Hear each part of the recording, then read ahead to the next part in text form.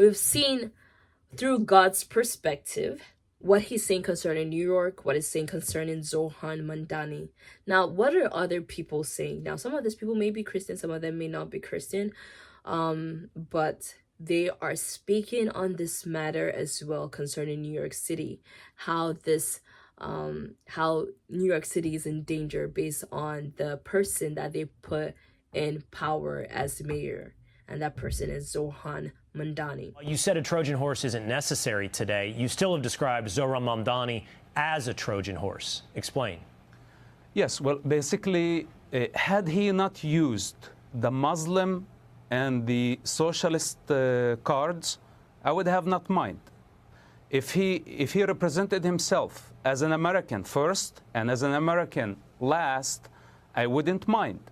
But the thing is that he is using such dangerous ideologies that contradicts with the spirit of New York, posing as the savior of the city. Well, the city is perfect the way it is. It's a perfect city. It's the most advanced city in the world. Okay, every city has its own problems, but this is the jewel of the Western civilization, and there is nothing like it. So he's coming to pose as a Muslim who wants to save the West. From what? From what? This is his hypocrisy.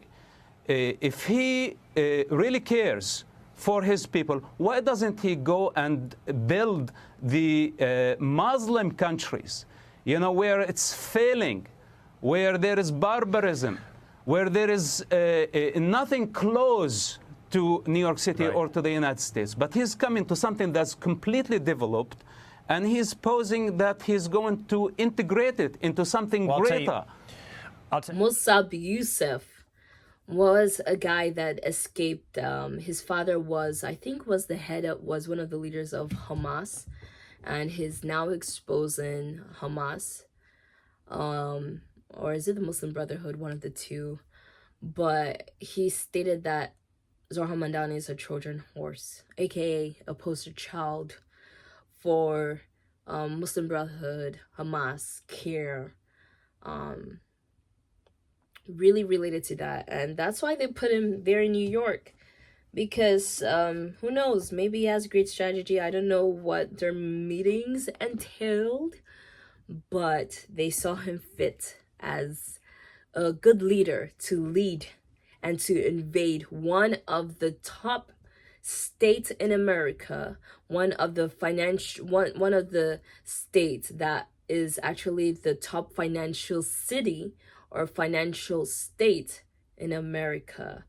So they chose him to infiltrate New York City.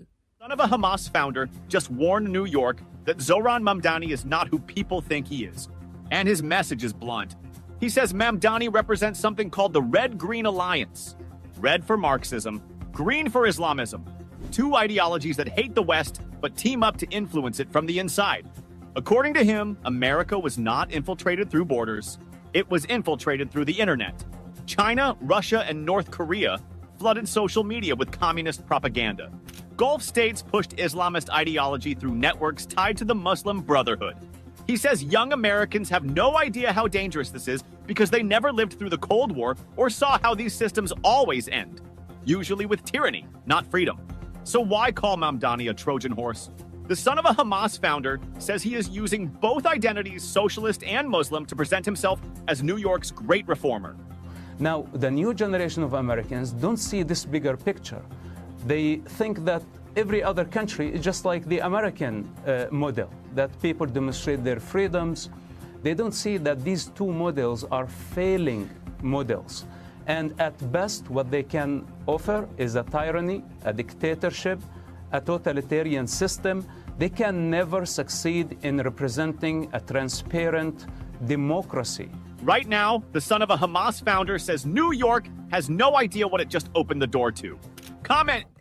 And that's true. New York City has no idea what they opened the door to. But God is giving them a chance. God is warning them, and it's up to them to take an action, to take a step and remove Zohran Mamdani from that position. And it's up to America to take a step and remove all these people that have been supported by CARE to infiltrate the American political system, right? And to be honest, it's so sad that these young people are being deceived that socialist is the way to go. There are other countries that ran on this socialist ideologies, that ran on socialism, and it didn't work. It didn't work. I don't know what is being taught in the schools in America for young people to be in support of this, but there needs to be a review on what they're teaching them in American history. But let's go on to the next evidence I have. And this is an evidence by Bridget Gabriel, one of the voices speaking against the rise of Muslim Brotherhood. And also in this video, she points about Zohran Mamdani. This is insulting, and you should see how this is playing on the Muslim street worldwide in Arabic media. What Mamdani is doing, basically, he's telling the Muslim world, we are continuing and building on what Osama bin Laden has done. He may have started it, but we are continuing carrying the torch to establish Islam as a dominant religion in the United States, starting with New York, the exact same city that Osama bin Laden attacked. And notice how he mentioned that his speech, he said that watching the transformation in a place that I've accustomed to be something else. So he is bragging about the transformation of the United States, of New York, of the exact same place that Osama bin Laden attacked, and he is very proud. This is pure Islamic marketing on the world stage. Yeah, and projecting the dominance, and you know how he gets away with it? It's with that big smile that he always puts on. He looks so disarming with that big smile. That's not real. He's an actor. He's a snake. He's an Islamist. He's a communist. He hates this country. He viscerally hates this country. You can tell by the way he runs this city. You can tell by his rhetoric. And if you watched him before he became mayor and before he ran for mayor, he had a scowl, an evil, America-hating, New York-hating scowl. Everywhere he went, the places he went, where he campaigned, how he talked, everything shifted when he suddenly realized he wanted to run New York. And he had to do that. And by the way, Bridget, where are all of the separation of church and state liberals in this city? Imagine if a Christian mayor started talking about Jesus all the time and putting Jesus stuff everywhere and turned the rooms of the mayor's mansion, it looked like a church. Imagine what they would say. They would lose their mind. They would lose their mind. And you know what? The Jewish community in New York would be the first one to lose their mind. They are the ones who actually started and wanted to make sure there's no prayers in the schools, there's no prayers, there's no nativity scenes. Where are they now speaking? Where are they? They're the ones that elected them. That's right, exactly. Where are the 4 million Jewish people in New York rising in contempt for this behavior? This is unacceptable. It's disrespectful. And this is exactly why we need to resist this stuff. This is exactly why the American public needs to throw political correctness in the garbage and start calling a spade a spade. America is a Christian nation with a majority Christian population, was founded on Judeo-Christian values and principles. And Islam is not that. Islam is not that, and we need to stand up for our Constitution and our values. Honestly, I do not know what to say. It's so hard to see what's truly happening, and nothing is being done about it. But they're right. Don't let his smile fool you, because behind the scenes, he has a very, very dark heart, right? And God is revealing it. And there's something that they mentioned in the video that confirms again what Kim Clement says. Osama bin Laden might have, bombed the financial institution Wall Street. Sorry guys, for the longest time I've been avoiding because I didn't know that the name of that that building was the Wall Street building. So I didn't know what to say. But yes, you can see again, the prophecy said it's not going to be like 9/11. It's going to be a strange infiltration. You can see the bombing of the Wall Street And now you can see an infiltration through political power on the screen. Again, this is a third confirmation, I believe. I wasn't counting, but this is the third or fourth confirmation that confirms what Prophet Kim Clement said in that earlier video that I shared with you guys. I also wanted to address like what they said about if it was a Christian mayor, all hell will break loose. Everybody is going to speak against that mayor. They're going to have a protest in front of that mayor's office, right? But now there's this extremist mayor in position of power and nobody's saying anything. Do you know he removed Protection Act of synagogues in New York City? And then people started protesting in front of synagogues. In fact, in some cases, people actually went into the synagogue protesting, disrupting worship. If that was done in a mosque, if that was done in any other thing, they'll be quick to put Christians in prison, or even non-Christians, they'll be quick to put them in prison. But because, okay, they're Christians, we can do whatever they want. They go in and disrupt services, worship services, and carry out their protests. So you can see the hypocrisy between what is happening, right? And it's time again for Christians to stand up. This is another evidence that shows like who really Zohran Mamdani is, of what is happening in New York City. Here I saw a post. Sorry if you hear baby crying in behind the scene. That's my nephew. All right, so this again is about CARE and Muslim Brotherhood supporting are the people that they supported to run for elected positions.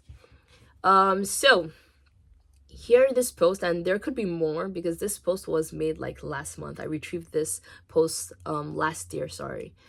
But this post says, a record of 42 million candidates have been elected to U.S. public office in the most recent election. 5 mayors, 4 states legislators, 2 judges, and dozens of the city council and school board seats. The Muslim Brotherhood's plan was openly declared and is being executed in real time. CARE founder Nihad Awad recently unveiled the 2050 roadmap from a California mosque, leveraging 4,000 U.S. mosques to fund 5 students per mosque in journalism, filmmaking, political science, and law, with the goal of developing 100,000 professionals in each field and supporting their bids for public office at every level of government. CARE's new federal super PAC, the Unity and Justice Fund, now channels 6-figure donations into key races, including New York City mayoral contest, securing Zohran Mamdani as the city's first Muslim mayor. This embodies the Muslim Brotherhood, civilization jihad, dismantle Western systems from within. The mechanism is transparent. Through media and elected office, U.S. institutions are deliberately reshaped as CARE's network trains, funds, and places the next generation of political operatives. So, on the other side, you can see a list of people, and Zohran Mamdani is one of those people on the list here, and there are probably definitely more. This is less than 42, but I'm pretty sure through research you can probably find the rest of those who they elected. But to simply put this in words, they're basically saying that CARE and the Muslim Brotherhood are using people, or they're leveraging people with this jihadist ideology to infiltrate the American political system, so that once they get into power, into the highest power, such as being a president of America, they can implement their own law, they can implement their own ideology, they can force their religion on people. And I want to point this out. It's not bad for any group of people to want to have their own people in power, right? So for example, the Asian community, them having like Asian people in power, or African American community having African American people in power, or Buddhist community having, you know, people in power. And you know, you get the gist of what I'm saying. The problem starts when the real reason behind them taking power is so that they can oppress other people. In my previous video, The Unseen Threat, part 1, you would see how all these people, they say they want to take over, they want to rule the world. That is their goal. Here again, it says dismantle Western systems from within. They want to take over Europe, right? They want to be the head, right? And the thing is that once they get into power, right, they're going to oppress people, and anyone not in support of them, they're going to kill them, right? They're going to put them into slavery. And sadly, in this Islamic religion, they're allowed to marry underage girls. So if you have a daughter that is 7 or 8, expect that daughter to give your young girl away in marriage, right? And for those ladies that are supporting, expect to be oppressed. Expect to live in a world that is okay to physically abuse women, okay? And again, I want to point this out. Not all Muslim who have a good heart. Very few Muslim, because I don't know everybody's heart, but very few Muslim who have a good heart do not subscribe to what this jihadist movement are trying to do, okay? This jihadist Islamic movement is trying to do, okay? I'm going to point that out too. But we can't ignore that this jihadist people are rising into power, and they want to take over. They want to destroy the American system and put in a new system, which is their system. So we can't afford to continue to stay silent.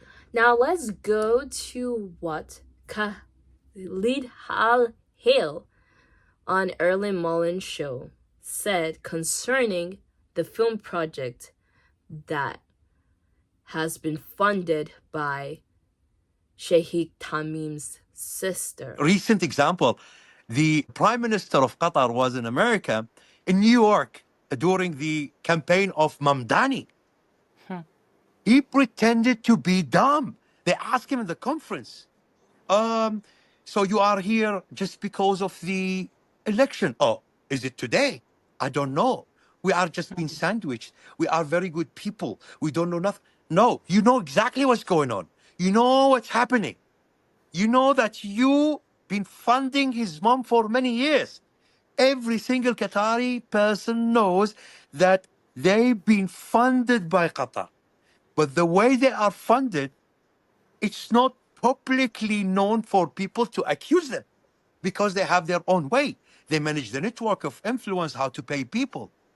I mean, so on that, Khalid, I want to ask you. You mentioned people, influence, and being paid. There's just been a whole group of American conservative influencers who have gone to Qatar, who were hosted by Qatar, who are suddenly posting images on their social media. These again are conservative American influencers talking about how amazing it is. Listen, I've seen some videos. Even some people say, oh, there is a nightclub there. Oh, there is a party there. I mean... What did they go and do a tour? Oh, this is where the Qatari leaders celebrated when children were slaughtered on October 7. Is that part of this influence tour? I agree with you. This is the exact word that they should understand. What they're doing now, what I said, is a rented loyalty for a period of time. They will realize later they are not changing. The Qatar regime is not changing. Right, what a coincidence to have a meeting the same time that Zohran Mamdani won the mayoral election. That's more than a coincidence. They know what they're doing, just as he said. And, you know, it needs to be investigated, right? How did he get money to fund his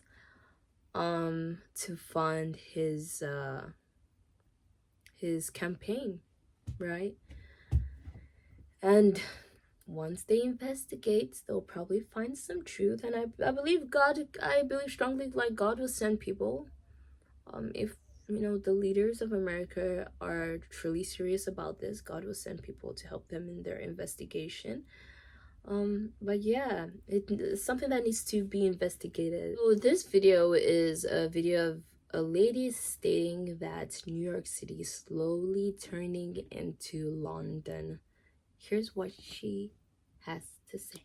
I'm afraid, and I'm actually an optimistic person, that New York is going to turn into a version of London. And by that, I mean London is so radicalized, and the UK in general has a radicalization problem, so much so that the UAE had to cut funds from citizens wishing to pursue degrees in the UK for fear that they would be radicalized by the Muslim Brotherhood. That's how bad Islamic radicalization is in the UK. A Middle Eastern country, the UAE, a Muslim Middle Eastern country, had to stop its citizens from pursuing degrees there for fear that they would become radicalized. Islamic radicalization in the UK is a massive problem that has been taking place for a while now. A couple of years ago, there was a story involving ISIS brides. These were UK born girls, women who traveled to the Middle East to become brides for ISIS in Syria after they were radicalized in their towns. In New York, we now have a mayor who rapped about supporting the Holy Land Five, a case involving the largest Muslim charity at the time that was caught sending funds to terrorist organizations through multiple networks, whose wife has been liking posts in support of terrorism, Hamas, etc. And just a few weeks ago, we had the New York City Fire Department's Islamic Society host an iftar event in which a 9/11 memorial was essentially desecrated by prayer mats that were placed directly on top of and in front of a memorial dedicated to the 343 firefighters that died during 9/11, an Islamic terrorist attack. What is going on in New York? What is happening? This is an issue that affects all of us. People on both sides of the aisle need to start waking up to the very real danger of Islamic radicalization that is a threat to this nation and a threat to democracy as a whole. And I want to say that this should be a bipartisan issue, but as we know, many of these politicians like Zohran Mamdani are being supported by the Democratic Party. And so it is our responsibility to vote and to ensure that the right people on the local and federal level are being elected. People who actually value this nation and who love this nation. This is not a perfect nation, but it could get much worse if people in support of terrorism are elected. We all need to wake up before we turn into a worse version of what said. It's true. People really need to wake up to what's happening in America. Well, people in America specifically need to wake up what's happening in their own country. There is an infiltration going on, and if not addressed now, it could be a bigger problem, just like what's happening in UK. It could be a bigger problem in America, right? And you can see she highlighted some things that they support. So this just shows who they truly are behind closed doors, right? And people shouldn't be deceived, right? It's not what you present outside that debates who you are. That shows who you are is what you are inside your heart, right? And that's what's going on, especially with Zohran Mamdani. Another thing that I wanted to highlight in that video is that they are trying to show off. This jihadist people, this jihadist Islamists are trying to show off. For them to be able to put prayer mats on a memorial for those who sacrificed themselves to save the people in 9/11. That is very, very insulting. I don't care what you say or how you view this. That is very rude and that is very insultive, right? Because these people sacrifice themselves, went out of their way to sacrifice themselves to save people. And we also have the Democratic people supporting this. Now, here's a video that explains the behind the scene, the intention, the true intention of the Democratic Party. Democratic Party as told through AI. What up, America? It's Andrew Jackson, that guy you roll up to hit some powder. I founded the Democrat Party and chose the jackass as our mascot.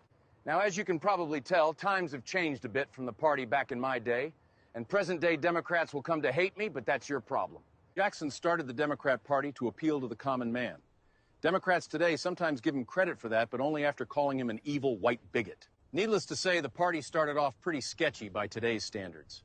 We were by far the pro-slavery party all the way through the Civil War. After the war, we cleaned up our act and supported the North's Reconstruction efforts. Totally kidding, we doubled down on racism and became the party of the Klan.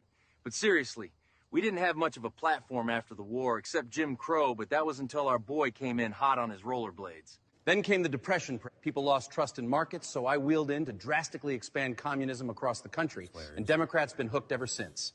Up until this point, blacks had always voted Republican, as they were the party that freed the slaves. But after FDR's New Deal, blacks swung 75% Democrat. This was a complete realignment, not because of civil rights, but because of economics. All while the Democrats were still the party of the Klan, and their stronghold was the South. We pushed segregation throughout the South and filibustered the 1964 Civil Rights Act for 75 days. It wasn't until Republicans stepped up and found even more votes to pass the bill. So ask yourself, how are Democrats seen as the party of the civil rights? Well, it's because Democrats are very persuasive. But again, it ultimately boils down to economic incentives. Once Democrats realize the power of government spending and handouts, you can appeal to any voter group and lock them in. 1, 2, 3. Gays for Palestine. Good luck with that. So anyway, to sum it all up, my party has changed a shit ton, but it's not because of the mythical party switch. Democrats controlled the South all the way through the 1990s. But they did adopt new policies like massive social spending and welfare programs that allowed them to appeal to more diverse voting groups. Got him. Ladies and gentlemen. Requires sacrifice, and I know everyone here is prepared to make that sacrifice.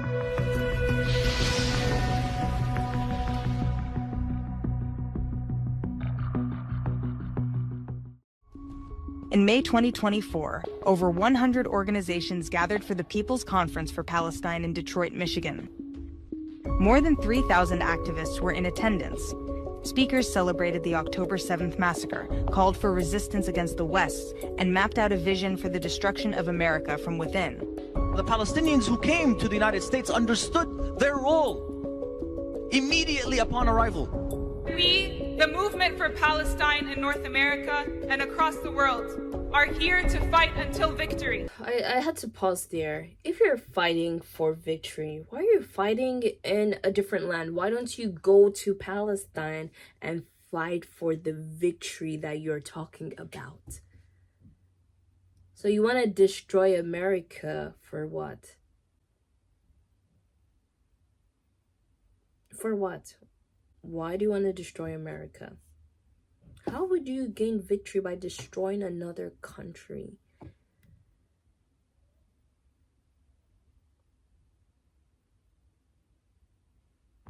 I don't know. This violent movement has been growing for decades. It's made up of groups including Within Our Lifetime, Students for Justice in Palestine, the Palestinian Youth Movement, and many others. After the October 7th attacks, anti-Israel groups in America were emboldened. They saw the massacre as an opportunity to intensify hostility toward Jews and America. When I think about the USF, it should burn! Death to America! As the movement worked nonstop to legitimize the Hamas attack, the activists openly flaunted their hatred of Jews and Israel through protests, vandalism, encampments, and violent assaults, both in the streets and on college campuses. Flags of terror organizations became commonplace in...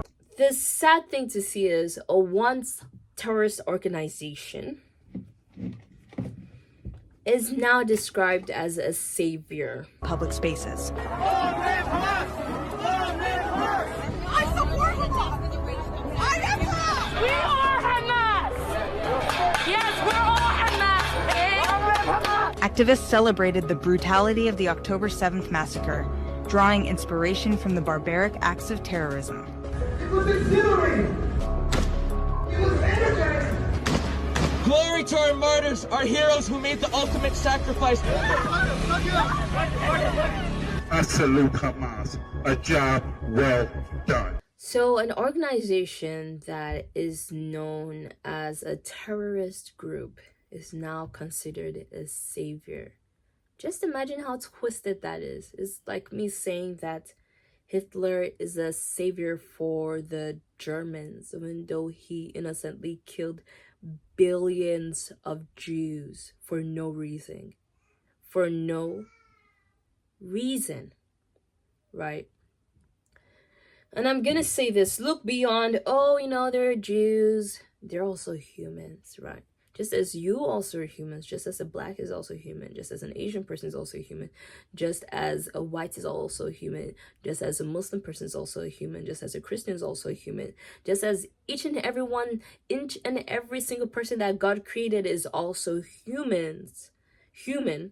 We shouldn't be supporting the death of innocent people, right? And we can see people here praising Hamas, a terrorist organization.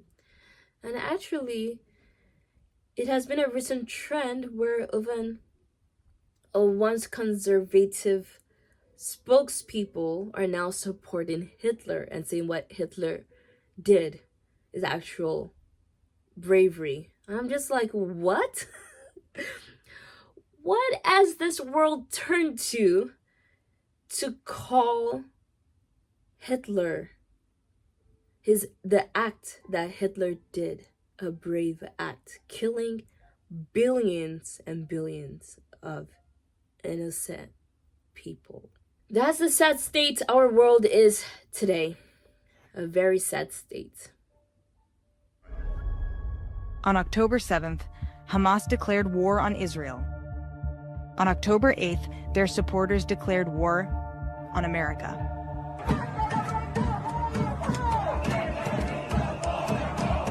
Time to bring the war home!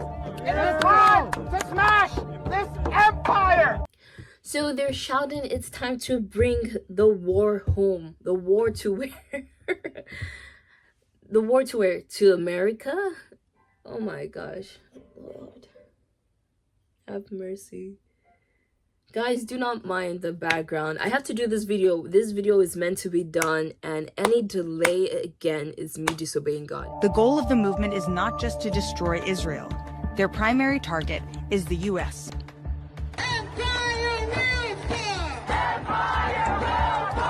Why are people allowed to say this in the country they're living in? This is an act of treason. This is no longer protest. This is an act of treason, and it should be punishable by law. They call America the enemy, the beast, or simply empire.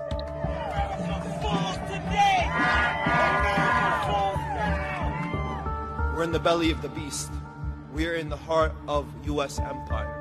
We are here in the belly of the insatiable imperial beast. Here in North America, in the U.S., the belly of the beast, the heart of empire. We have to bring down this empire with 1 million cuts. We will be hitting empire where it hurts most. Bring empire to its knees. Dismantling the heart of empire is not easy, and it won't be rapid. But we know it's possible. This panel, y'all, is talking about what is next. To strike at the heart of empire. What are you trying to destroy? The freedom that people have? I don't know, guys. I mean, I do know. What I do know is that this is not protest. This is treason. and something needs to be done. Is the word resistance as a euphemism for violence. And that resistance is to be accomplished by any means necessary. We will resist by any, all means necessary. So they're saying they should resist by any and all means necessary, going against the law, people putting people's lives in jeopardy, right? Again, this shouldn't be considered as a protest. This is not a protest. No matter what anybody says, this is not a protest. This is violence, and it needs to be addressed. All these people that are proudly saying, oh, we need to bring the empire down, death to America, these people have committed treason, outright treason. And again, this issue, as I've said previously, needs to be addressed before we see America fall. It's not too late. I mean, although they have infiltrated, it's not too late. Something can still be done. As long as we have a president who supports the American dream, who supports the American people, who values the American culture. That's why I say that this midterm election is very, very important, because if President Trump, who God is using to kind of push back this evil agenda that is taking place, is removed from office, we're just gonna see a spiral downfall of America, right?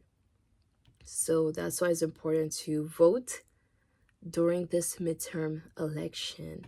And not only wait for the midterm election, but laws need to be put in place for anyone saying death to America, that wants to bring down the American system, which is not even a communist country. America is not a communist country, so what are you trying to bring down?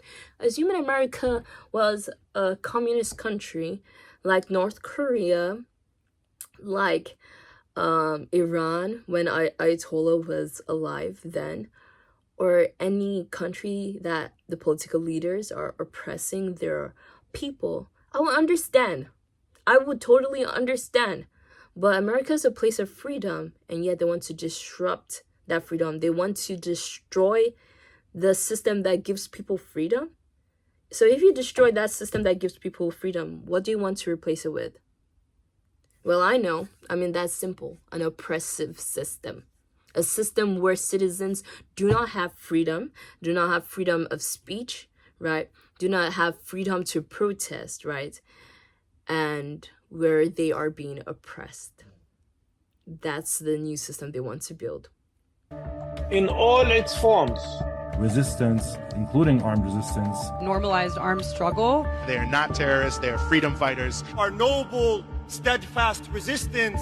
Conference speakers outlined their strategy for bringing the war home. I believe our fundamental role is to generate political and social crisis within the American ruling class. So they want to generate political crisis. They said it themselves. They want to cause disruption and destruction. So what are people doing? The people that love America, what are you guys doing? Are you going to sit down, stay quiet, and allow your country to be destroyed? Mass mobilizations is the primary tactic.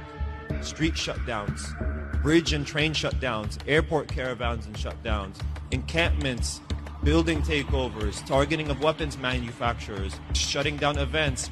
We will be here in the streets, on our campuses, in our classrooms, in our workplaces every day. We have made the situation untenable for the empire's ruling classes and the political establishment. And you know what's funny? If a Christian was to protest like this, would be persecuted, would be put in prison. Oh, you can't speak here. We're just talking about Jesus, we're just talking about God. Oh no, you can't stand here. But yet, it's okay for such violent protests to continue. They have created a disruptive movement made up of students and faculty, turning young minds into anti-American extremists. Our movement has helped transform students into revolutionaries. Iran, Hezbollah, Hamas, and other factions that fight American hegemony in the region. People who are 18 and 19 years old on campuses truly understand these ideas now. Protesters target cultural and historical landmarks, seeking to destabilize the foundations of American society. They are openly hostile to law enforcement and engage in violent opposition toward the police.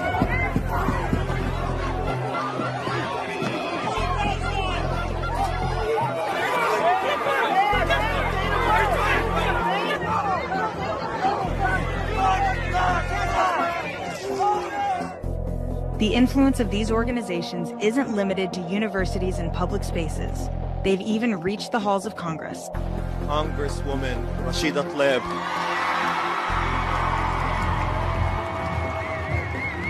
We're gonna move Congress, and we're gonna move the White House.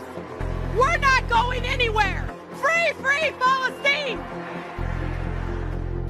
The influence of these violent groups is growing, and they are working towards their goal of dismantling America. Our struggle is a long struggle, and one that stands on the shoulders of thousands of martyrs and thousands of fighters who have committed and who are committing their lives to lay the ground for the revolution we see ahead of us today. Gaza tells us to escalate for it. That can mean so many different things, but what I will tell you is we need to start sacrificing. The threat of violence is not theoretical. In this war of resistance, all Americans are potential targets. Genocide! Genocide!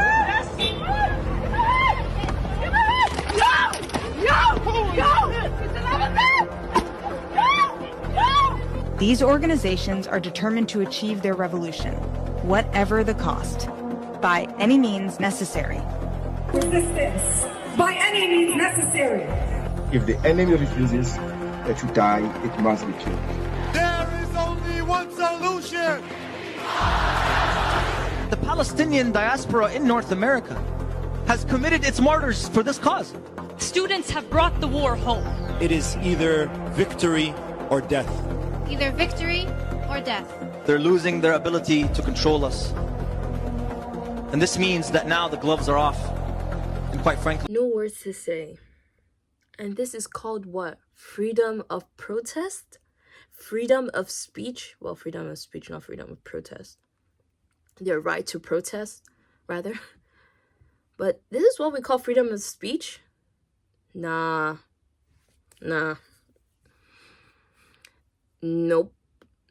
This is not freedom of speech. If they're acting like this when they're not in power, just imagine when they get into power. Just imagine when they get into power, if they're like this, just during a simple protest, right? Just during a simple protest, if they're like this, where they're committing violence, they're saying oppressive words, they're saying such dangerous words such as death to America, we must bring down the American system. Just imagine if they get into power. That's the end, guys. No matter how you want to view it, no matter how you want to view this, if they get into power, this is the end of America. Just as they've said, dismantling the American system. It's true. If people don't rise in this moment, we're gonna see the destruction of America.